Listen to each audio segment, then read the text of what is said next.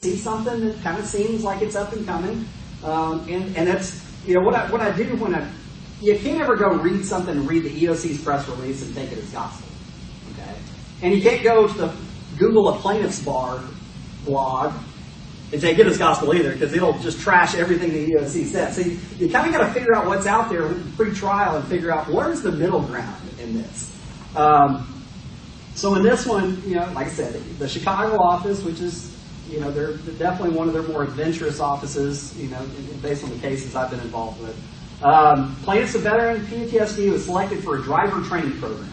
Okay, Chris is an 18-wheeler transport company.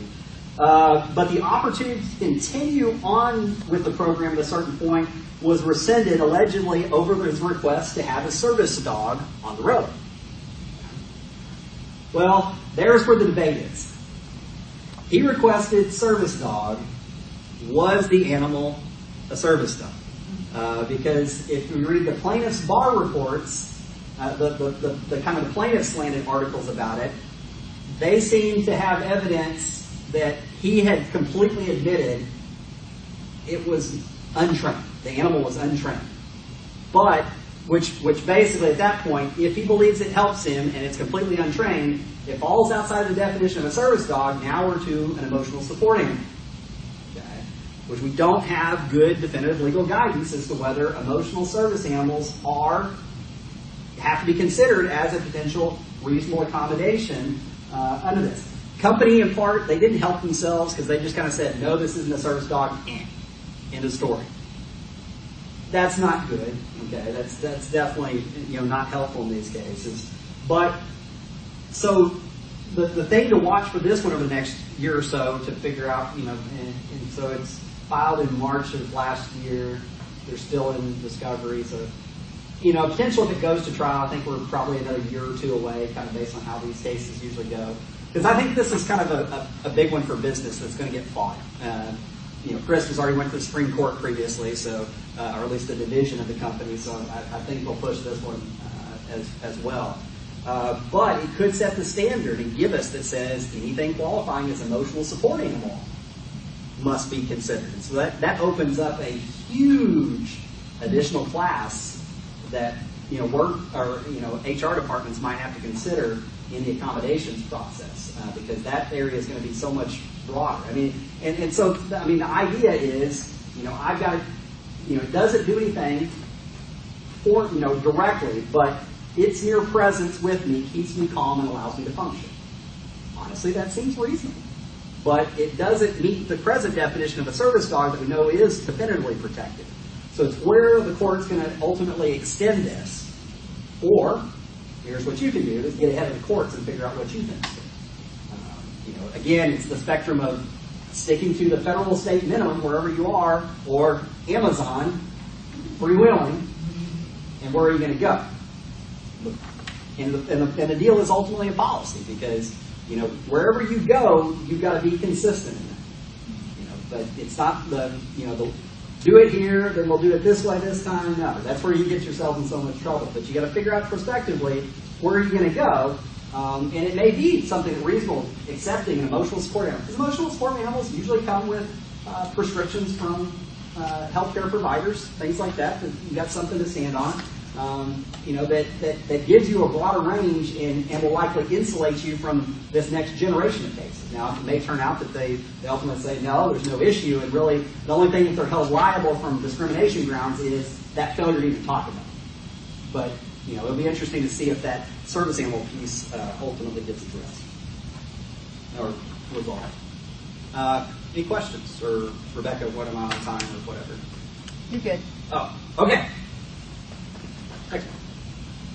So everybody had a chance to look at Glenn's framework. So as I mentioned before, Glenn's framework was put together by individuals without HR experience. So these individuals, they were therapists, they were handlers, and they were trainers. So when looking at the list that you went through, what concerns did you have in your work environment? Was there anything in there that you looked at it and went, ooh, I think that would be an issue for me?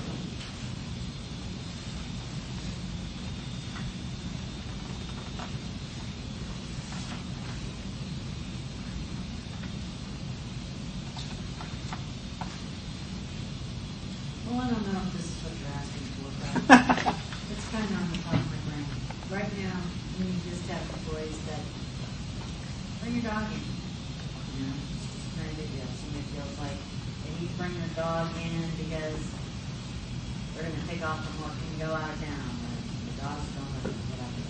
I don't have anybody who needs a dog for any reason. That's simply fine. Totally fine. But now I'm wondering, great, so if I have somebody who actually needs a dog for something, and these guys have a dog that, and they, believe me, roam the office. They're not, they're throwing balls where everything's going on. Now I might have a problem because I've got free-range dogs, and I've got, let's say, like your daughter's dog that actually stays around. And then I get to say, your free-range dogs don't get to be free-range anymore.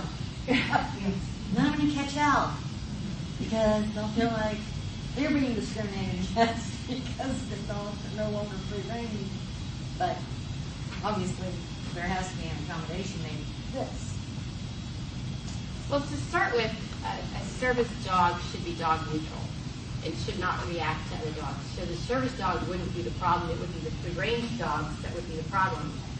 So if from an organizational perspective you want to be pet friendly, then it sounds like you need a policy about pet friendly. So what are the expectations for that? Why do you have no expectations for the dog in the work environment as opposed to people? People have to behave in an appropriate manner. So as an employer, even if you're letting a pet in, there should be some expectations of behavior, especially knowing that having a pet in the work environment now opens you up to more therapy dogs, emotional support dogs, as well as service animals. So you kind of open the door there. And probably a good fix would be to say that they have to have some type of training. You know, here's our behavior. So Amazon, for example, has a pet behavior policy. And if the animal doesn't abide by the pet behavior policy, they get the warning. They have to step out for training, and then they have to come back and prove that they're not going to do what pee on something, or jump on people, or bark excessively, or whatever it is that was the offense against the policy. They have to demonstrate that, and this is all animals, they have to demonstrate that they can now abide by the citizenship behavior. And then if they do that, then they can come back into the work environment. So there are definitely, even in a very, very pet-friendly organization, specific requirements. Some of them even require training programs prior to coming in. So not just telling you that it's trained, but demonstrating that it's trained. Yeah, absolutely. Now, the one thing is, I mean, there's lots of literature and even HR practice of opening, you know, that dogs are helpful or animals are helpful and therapeutic. In fact, I know even at A&M Central Texas, our HR group from time to time will arrange with the Pet Partners group out of Sun City and Georgetown to bring their dogs to campus, you know, for de-stress days and things like that. So there is recognized value in those interactions. But the difficulty is determining in this, where are we going to ultimately draw the line in the process, or is there going to be a line to be drawn? You know, for occasional visitations, you know, maybe you drop to, there is a designated bring your dog to work day. You know, it's kind of like part of a monthly or an annual deal that's kind of a special workplace benefit to show that we're going to respect that. But you know, like I said, it's the continuum and all that comes with it. Definitely at the end of the day has to just be an organizational decision about risk and everything else. But like I said, your case is the definite, you know, when you went all the way here, then definitely service dog of any kind requested is going to almost have to be universally, you know, said yes to. And unless, you know, you can then argue the direct threat of that particular dog to the work environment. Yeah, there's an organization here in Austin, and I can't